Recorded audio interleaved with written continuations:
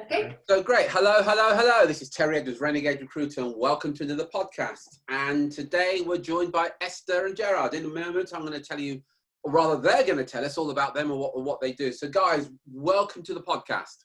Thank you. Thanks, Terry. Fantastic. But before we get started, just tell us about yourself and about your business and who you serve. So I'm Esther and we are the tech execs. We've recently rebranded. Mm-hmm. I'm really sorry, I can't remember the question. Tell us about you. Tell us about your business. Tell us about who you serve. Okay, so we serve tech companies, but at an executive level. Mm-hmm. So I've specifically been in recruitment for about 20 years. But in the industry for 20 years. And you're a husband and wife team, yeah? We are. Very attractive husband and wife team. Very attractive. Excellent. And in terms of you say executive level, what sort of average salary do you recruit at? So people who are on around about 200,000. Mm-hmm. Excellent. And with 20 years experience. So we've been working together now for what? Which I think 2-3 months. Mm-hmm. That sound about right? Yeah. So yeah. Before we started working together, what were your reservations about working with us? I'll start with you, Esther. There's a reason for that. I was well aware that you had some massive reservations, Esther. So please, and I'm okay with it, by the way. So yeah, share with us what your reservations were. My reservations is what I was going to have to change, what I was going to have to do, whether I was even up to doing it, whether you could deliver what you said you could deliver. Mm-hmm. Really, in all fairness, I wasn't going to do it. I said to Jared, my words were, I'll come on the call with you for Jared, because Jared asked me to be there. And I said, well, this will be your thing. I'm not going to do it. That's right. Yeah. Yeah. That was my. That's okay. I had no plans to be involved. Mm-hmm. I didn't want to buy the book, she said. I didn't want to do the things. And I've been the most reluctant person to make any changes. Yeah, that's fair enough. That's absolutely fine. Yeah, that's completely honest. Yeah. Yes, I was aware of that. And Jared, from your point of view, I know you were perhaps a bit keener, but no doubt you would have had some reservations as well. Yeah, for sure. So my reservations were surrounding how much money it would cost. Mm-hmm. So the investment. The investment, yeah, and what we could expect to receive back for that investment. And I suppose it all felt a bit too good to be true. Mm-hmm. Yeah, I'd agree with and that. sometimes when things feel like they're too good to be true, they normally turn out to be too good to be true. Yeah, fair enough. So yeah, appreciate that. Really says you're sharing your reservations, and as I said, I was aware of those reservations, in particular from Esther. So we've been working together for probably 3 months now. I'll come back to you, Esther. From your point of view, what have been the main benefits of us working together? Purely from your point of view, on the personal level, I'm going to look at the business side as well, but let's start on the personal level, if you don't mind, Esther. On a personal level, it's changed my life. Mm-hmm. In ways I couldn't have in ways that it's very difficult to quantify, and ways that I probably won't share, but some things on a personal level, it's changed my life in a vast number of ways. It's increased my confidence. It's increased my, I'd say confidence in myself. Mm-hmm. Confidence to make changes that I've needed to make, and I've known that I've needed to make for a long time, but haven't had the audacity to change, because I've thought, who am I to make these changes? Who am I to do that? That's how I've honestly felt. Yeah. And it's empowered me to make the changes I've needed to make. That's what I would say. Empowerment, yeah, excellent. So on the personal level, increased your confidence, more belief in yourself, and empowered you to be the real you, I guess. Is what I'm aware of. Fantastic, thanks for that. I'll come to you, Gerard, now on the same thing. On a purely personal level, what have been the benefits for you since we've been working together? I think understanding the potential that I have, mm-hmm. And then believing that that's true. Mm-hmm. So for me, I was kind of looking for a coach. I was listening to a lot of Tony Robbins online, and nearly signed up to be one of Tony Robbins' business coaches in America. And at that same time, we found you. And so for me, on a personal level, I knew that there was something missing. I didn't know what it was.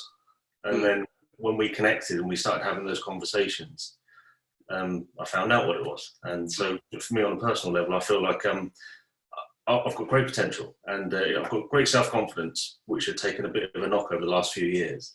And self-confidence, I didn't want it to become arrogance or egotistical. I wanted it to be built on something solid, skills, and belief in something more. Yeah. And that's what you gave us with this program. Yeah. And particularly me, from a personal perspective, I started to believe in myself again. Felt a bit like a kid in a sales environment for the first time, and it felt really good. Excellent. I'll come back to you, Esther. From a business point of view, what have been the benefits for the business since we've been working together? The benefits, really, it's made me the first thing. One of the first things you said to me was, "What do you want?" And I listed all the things I didn't want. And you said to me, "You've got to be clear about what you want." And it made me take a look at what I wanted and what goals I wanted. And it's made me set goals and achieve them. And when I haven't achieved them, I know what I have done and why. And when I have achieved them, I feel like I've got a sense of achievement. I would say it's transformed our business. I mean, I was working 60 hours a week, feeling exhausted at the end of the week, didn't want to go anywhere after because I was so tired after the working week. But it's transformed our business in ways I couldn't imagine. And I can see it even improving. And I think it was when I could see that it was working, I remember being so tearful because I could actually see that it was working. Yeah. And I feel tearful now. It was because it was just so powerful. The changes we were making, I could see that they were going to make massive changes going forward. Yeah. So, sorry, I'm always tearful, but there you go. Well done. Yeah, and you really have. And I know you've had some challenges, but you've done exceptionally well, Esther. You've done incredibly well. What about you, Gerald? What have been the benefits, do you believe, excuse me, for the business since we've been working together? So, money. It's about cash, right? Business is about making money. And it's about understanding that process, in a really sort of simple way. Our business now is making more money than it's ever made. And the great thing about it is that we haven't really got started yet. No. But just the mindset change now, we've made more money. Yeah. And the skills that we're learning, they're starting to have tangible results. Yeah. So just to give a specific to that, just so it's understandable, last week we sent out an invitation to people on a social media platform, and we received 50 people who said, yes, I'm interested. They put their hand up and said, tell me more. That's right. We did another exercise last night. I had to go to a meeting. Esther did it on my behalf. Social media platform again. 15 people put their hands up overnight and said, yes, I'm interested. Tell me more. So let's just sort of recap on this. You've generated 65 leads in the last week. Correct. You've generated 65 leads of hiring managers who are looking for what you do over the last week. We're talking about CEOs, C-suite individuals, people who have got several layers between us and them to talk to traditionally, but yes. Yeah. Excellent. And can I just say something here, because a lot of people listening to this are going to find this almost unbelievable, and I understand that. But can you just, I don't want to tell them what you did, but can I just check in with you and ask you the question, how many cold calls did you make to get those 65 inquiries from CEOs who are looking for what you did? None. None. That's right. So not one cold call. You just implemented some stuff with social media, and you were able to identify hiring managers who are CEOs, so senior level individuals who are in the market for what you do. Absolutely fantastic. And I didn't know about those other leads that you got last night. So let me just repeat that bit. Jared was out gallivanting, is that right, Esther? You did all the work, you got the leads, yeah? Is that? Yeah. Usual. I'm the one behind the scenes, pulling the strings. Yeah. Jared was out having a good time. He was out having a curry. And in all fairness, I'm not a big TV watcher. So I said, look, well, there was a job that he didn't really want to do that particular, and I said, I'll do it. It didn't bother me. Fantastic. So Well did it on done. his behalf. Yeah, excellent. I didn't know that. So 65 warm leads from CEOs in your market who are looking for what you do. Absolutely fantastic. Brilliant. So there are other recruiters that will be listening to this, and some of them may be thinking, yeah, maybe we're worth talking to these guys, maybe not. What would you say to people who aren't sure about what they should do next? My biggest regret is that we didn't start this in December or January, or probably January. My biggest regret is that I didn't start this 6 months before. 6 years ago. Yeah. In fact, some of the techniques and the things that I've learned, I wish I'd read 20 years ago. Yeah. Because yeah. I know I'm a really good recruiter. I'm not slapdash. I really care about my retention rate is really high. But I just had struggled to get into companies because it would be like almost like this poor me and scrapping around for like the real crappy jobs that I didn't even really want to fill. And I knew that I was better than that. I just didn't know how. And Jared used to say to me, how? And I'd say, I don't know how to do it. So you've taught us how. And now we're working more as a team because we've got someone to outsource. When we have a problem, we can say, these are the problems we're having, and we can ask someone. I mean, that's invaluable, that kind of support. Yeah. And what about you, Jared? What would you say to recruiters who are listening to this, who may be in a similar situation to you, or maybe, I mean, you guys have got 20 years experience in the industry, but what would you say to guys who are kind of sitting on the fence right now and just not sure what to do? Yeah, don't do it. It doesn't work. Just leave us alone. No, I'm saying that really with a bit of tongue in cheek, because the reality is it really does work and it's very powerful. And so you almost sort of think, well, if you're not doing it, then you're choosing the amount of money that's in your bank account each month. If you're not doing it, you're choosing the financial frustrations you're having. If you go on holiday to the Isle of Wight, that's your choice. If you want to have a holiday in the Caribbean and you want to have the great things that come with great business, then you have to do this because the world has changed. When I was 20 years old, I was knocking doors on an industrial estate, cold calling as a sales rep. And I used to hit the phones with the compliment slips and the business cards I got later on in the day and the week. Those days, I used to sit in meetings, networking meetings, and think, why am I not making enough money here? It's because the world has changed. Yeah. Sales and marketing has fundamentally shifted.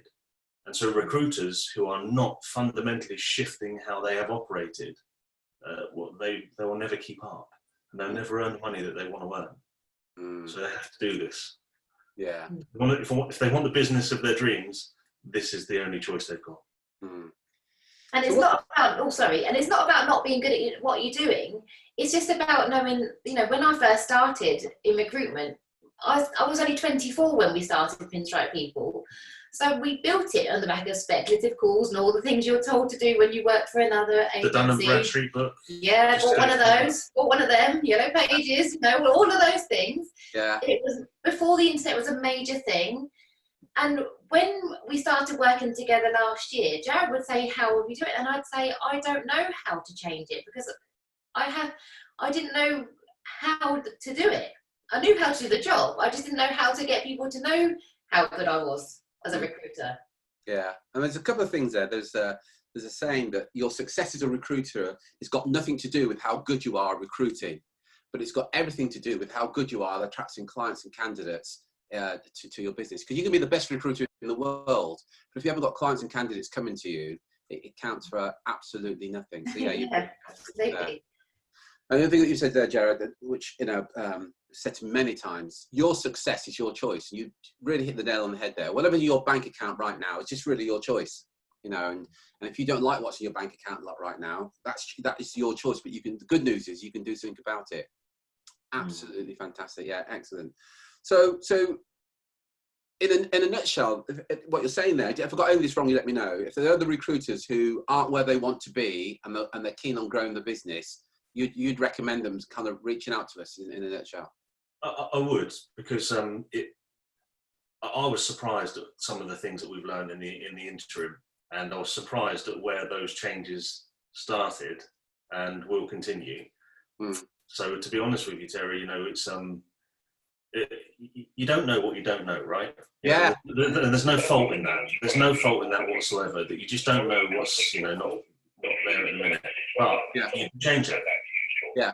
You can change that. Absolutely. Absolutely, yeah. And I think it's been a really good point there. Most recruitment business owners are former recruiters who work for another recruitment company and were told to generate business this way. So get on the phone, get Dun & Bradstreet or whatever it is, and, you know, and smile and dial. Yeah. And we were all taught that, myself included. And it's not your fault if you don't know any better, but you've never been told. It's not your fault. So if you're listening to this right now, you're thinking, well, you know, like these guys here, and you just don't know. Don't beat yourself up. Acknowledge that you don't know. As Jared said, you don't know what you don't know. But hell, at least do something about it. Yeah, absolutely. Listen, guys, I really appreciate that. If you're an owner or director of a recruitment to search business, if you're looking to make more placements, if you're looking to earn more money with fewer headaches, go to makemoreplacements.com. Book a 10-minute call with one of our teams. It might be myself, it might be Drew, it might be one of our members of our team. We'll jump on a call. We'll look at exactly what's going on in your business. And if you qualify, we'll get another meeting where you get an exact blueprint so you can discover how these guys have, all our clients have discovered how to win more business, how to regain your confidence if your confidence is lost, and how to start to enjoy what you're doing now. Esther, Gerard, thank you so much indeed. Really appreciate it. And I just want to also let you know, it's been a pleasure working with you guys. It really is a pleasure. So thank you very much indeed. This is Terry Edwards, Renegade Recruiter. Until next time, take care, take action, and be relentless. Cheers, folks.